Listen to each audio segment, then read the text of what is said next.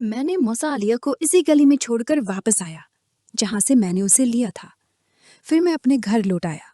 अम्मा ने दरवाज़ा खोला। मैंने सलाम किया। अम्मा ने पूछा कि तुम कहाँ चले गए थे और ये बताओ तुमने दोपहर का खाना खाया है या नहीं। मैंने कहा, अम्मा, मैं दोस्तों के साथ कहीं गया हुआ था और मैंने दोपहर का खाना भी खा लिया है। अम्मा ने कहा, चलो ठीक है, तुम अपने कमरे में बैठो, मैं तुम्हारे लिए चाय बना कर लाती हूँ। मैंने कहा, अम्मा, चाय बना के दे दो, मेरे सर में थोड़ा सा दर्द हो रहा है। अम्मा ने कहा, चलो तुम बैठो, मैं तुम्हारे लिए चाय बना कर लाती हूँ। मैं अपने कमरे में आकर बैठ गया। अचानक ही मेरे जहन में वो ज़ैबा आ गई जो बलोच थी और जिसने कहा था कि मुझे सुखर से ले जाओ और हम कोर्ट मैरिज करते हैं। अब तक मैंने जितनी भी लड़कियां देखी थी या जिनसे मिला था, उन सब से ज़्यादा खूबसूरत थी। ज़ैबा, लोग कहते हैं कि पठानों और बलोचों में खूबसूरती ज़्यादा होती है। यकीन जाने उन्होंने बिल्कुल सच कहा था, क्योंकि ज़ैबा इतनी खूबसूरत थी कि जन्नत की हूर लगती थी। मैं बस उसे याद कर रहा था। मोबाइल मेरे हाथ में था। सोच रहा था कि मैसेज करूं, मगर उसने मुझे सख्ती से मना किया था, क्योंकि बलोच लोग बहुत सख्त होते हैं। वो अगर अपनी किसी औरत को किसी से बात करते देख लें तो वो सीधा गोली मार देते हैं। और ज़ैबा ने भी मुझे मना किया था। उसने कहा था कि जब भी राब्ता करना होगा तो मैं खुद आपसे राब्ता करूंगी। मैं अब शिद्दत से ज़ैबा को याद कर रहा था। खैर, थोड़ी ही देर गुजरी थी कि मेरी अम्मा मेरे लिए चाय बनाकर ले आई। अम्मा ने कहा कि चाय पी लो। फिर अम्मा अपने अबा के कमरे में चली गई। वो तुम्हें बुला रहे हैं, वो भी चाय पी रहे हैं। मैंने कहा, जी अम्मा, मैं चाय पीकर आ रहा हूँ। बस मैंने चाय पी और फिर अबाब के कमरे में चला गया। अबा ने कहा कि हाँ भाई, आरिफ बेटा, तुम सुबह फिर चलना है तुम्हारी दुकान का सामान लेने के लिए, सदर मोबाइल मार्केट में। मैंने कहा, जी अम्मा, मैंने पैसे निकलवा कर रखे हुए हैं, 5 लाख वो लेकर चलेंगे और तुम्हारे लिए सामान लेकर आएंगे। मैंने कहा, जी अम्मा। और फिर रात का वक्त हो गया। मैं बाहर दोस्तों के पास चला गया, होटल पर लड्डू खेलने के लिए। फिर रात को 10 बजे मैं घर वापस आया, खाना खाया और सो गया। सुबह मैं उठा, नाश्ता किया और सहर को लेकर स्कूल चला गया। सहर को मैंने स्कूल छोड़ा था। मुसालिया से दोबारा मेरी मुलाकात हुई। मुसालिया आज बहुत खुश लग रही थी और मुझे ज़बरदस्ती बैठा दिया, चाय और बिस्किट मंगवाया। और फिर मुसालिया मुझसे पूछने लगी, हाँ आरिफ, ये बताओ, कल तुम्हें अच्छा लगा था? मैंने कहा, कल मुझे ऐसा लग रहा था जैसे मैं जन्नत की वादियों की सैर कर रहा था।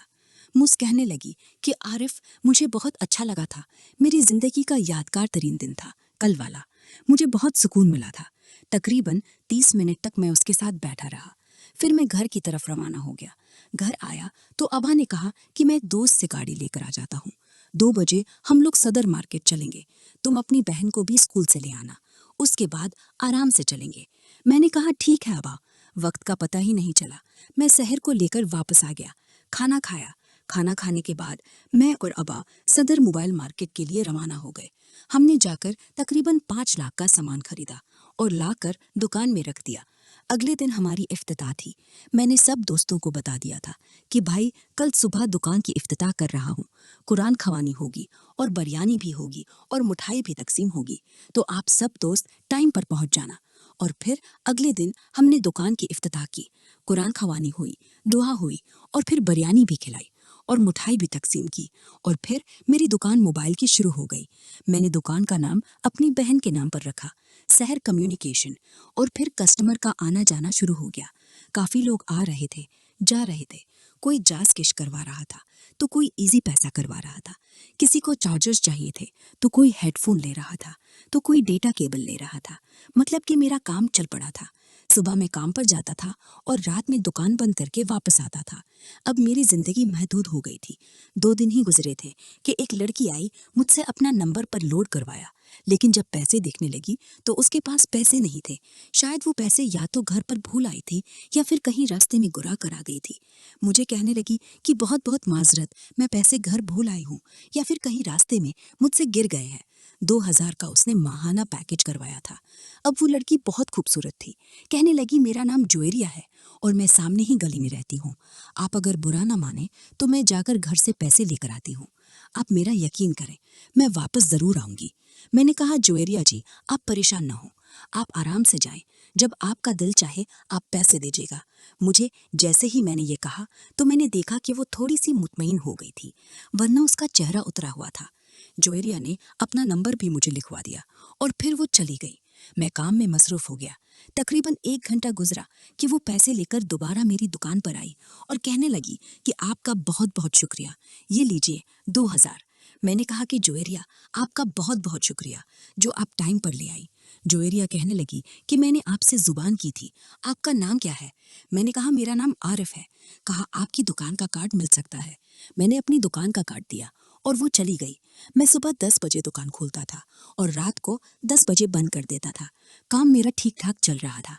रात को मैंने दुकान बंद की और घर आ गया। मैंने खाना खाया और फिर अपने कमरे में आ गया। मैं भी सोने ही वाला था कि मेरे मोबाइल पर मैसेज आया।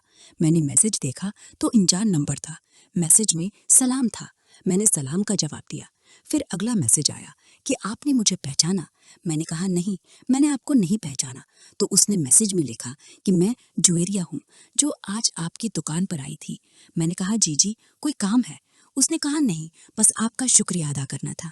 आप जैसे अच्छे इंसान बहुत कम ही होते हैं। मैंने कहा नहीं नहीं, कोई बात नहीं है, हो जाता है, कभी कभार इंसान ऐसा है, गलती हो जाती है।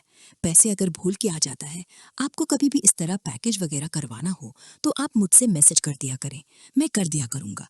अब हमारे दरमियान बातचीत होना शुरू हो चुकी थी। वो मुझ में दिलचस्पी ले रही थी और मैं उसमें दिलचस्पी ले रहा था। हमें बात करते करते 2 घंटे हो गए थे। मैसेज पर बात चल रही थी। फिर मुझे कहने लगी, आरिफ आप बहुत अच्छे हैं, मेरा नंबर सेव कर ले। मैंने आपका नंबर सेव किया है। और फिर मैं सो गया और वो भी सो गई। सुबह मैं जैसे ही उठा तो सुबह सुबह उसका मैसेज आया हुआ था। गुड मॉर्निंग का मैंने गुड मॉर्निंग कहा, फ्रेश होकर नाश्ता किया और दुकान पर आ गया। अब मैं दुकान पर कस्टमर देख रहा था और उसके मुसलसल मैसेजेस भी आ रहे थे। मैं उसे मैसेजेस का जवाब भी दे रहा था। शायद वो मुझे अच्छा लगा था तो वो भी बहुत अच्छी थी, मगर वो शादीशुदा थी। 25 साल से 26 साल की लगती थी, बहुत खूबसूरत थी। मुझसे बात करते करते उसने कहा कि आरिफ मुझे अकेले में कब टाइम दे रहे हो? मतलब कि वो मुझसे अकेले में मिलना चाहती थी। मैं समझ गया था कि वो क्या चाहती थी। मैंने कहा कि अतवार वाले दिन मैं दुकान बंद रखता हूँ, अतवार को मिलते हैं। उसने कहा ठीक है, अतवार को मुझे कहीं लेकर चलिएगा जहाँ कोई भी ना हो, आप हो और मैं हूँ। मतलब कि वो खिलकर तो नहीं बता रही थी कि वो मुन्ना से किस लिए मिलना चाहती है, मगर उसने बातों बातों में बता दिया था कि वो मेरे साथ क्या कुछ करना चाहती है। मैंने कहा ठीक है। फिर दिन गुजरते गए। मैं काम में मगन था। कई ऐसी लड़कियां आईं जो मुझे दुकान पर लाइन मारती थी। ये मोबाइल का काम ही ऐसा है कि यहाँ लड़कियां और आंटियां जरूर आती हैं और सेट भी आसानी से हो जाती है। आप जोएरिया को ही देख ले, कितनी आसानी से सेट हो गई थी। आज हफ्ते का दिन खत्म हो गया था। सुबह अतवार था। मेरी अतवार को छुट्टी होती थी। मैं दुकान बंद रखता था। रात को मैं अपने कमरे में सोया हुआ था। मुझे मैसेज आया, सुबह 11 बजे मुझे फलां जगह से पक कर लेना, जहाँ दिल चाहे मुझे ले चलिएगा। अब मेरा